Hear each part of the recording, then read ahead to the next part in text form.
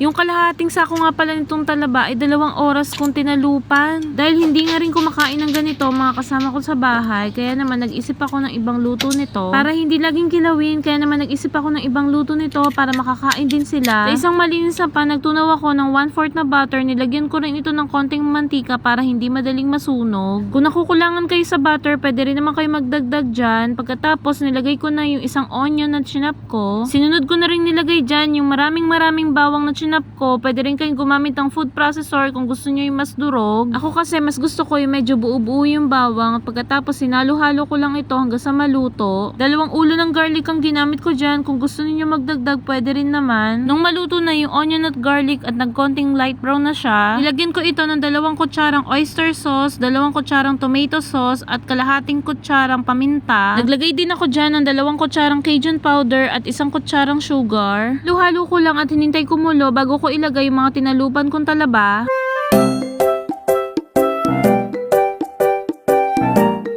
At nung luto na yung sauce, nilagay ko na yung mga talaba. Ganyan nga lang pala kadami yun, yung kalahating sako ng lagayan nito. Sinama ko na rin pala dyan yung 4 na tahong na nakadikit sa shell ng talaba. Pagkatapos sinalo-halo ko lang itong mabuti at pinakuluan. Hindi na nga ako naglagay dyan ng tubig dahil nga pagkakulo nito ay lalabas din ang sariling tubig ng talaba.